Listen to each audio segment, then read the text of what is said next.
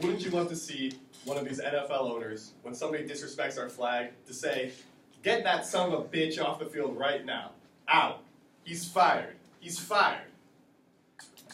This disrespectful and divisive statement was given by none other than our President Donald Trump on the 22nd of last month in an Alabama rally where he was supposed to be supporting the senator down there, but he decided to take it on a little tangent. This statement immediately sparked a torrent of backlash across all forms of media, both from NFL officials and players. And even though his administration went right to work on damage control, you can see just there was a ton of backlash on all fronts. Today I'm going to be looking at both how his administration tried to protect him and how the NFL officials, coaches, and players responded to his message. Trump administration officials spent the weekend following this rally doing damage control and trying to defend the president's comments toward the NFL.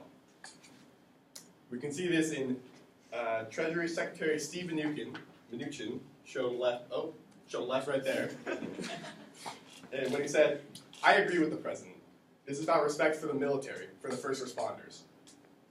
He also went on to say that the First Amendment should remain off the field, and that the players should, if they want to demonstrate, they should keep it to their personal lives and not when they're shown on TV.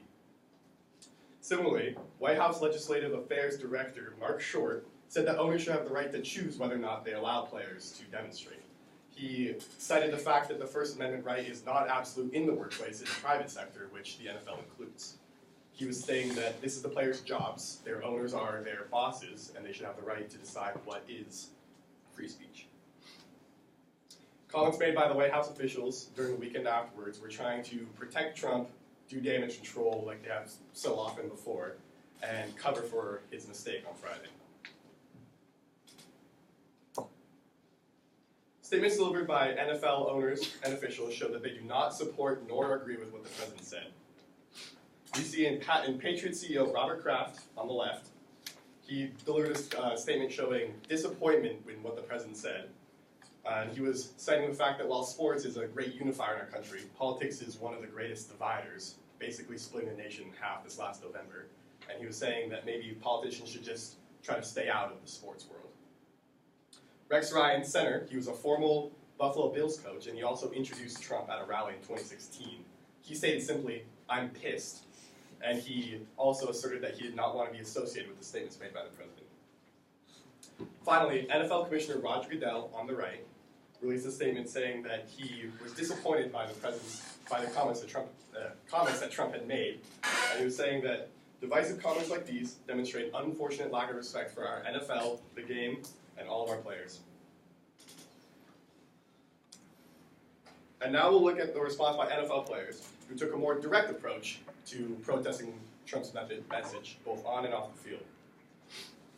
Some of them took to Twitter, like Bishop Sankey, the Minnesota Vikings running back, who quoted, "It's a shame and disgrace when you have the President of the United States calling citizens of the country sons of bitches." Similarly, Seahawks quarterback Richard Sherman stated, "The behavior of the President is unacceptable and needs to be addressed. If you do not condemn this decisive rhetoric, you are condoning it."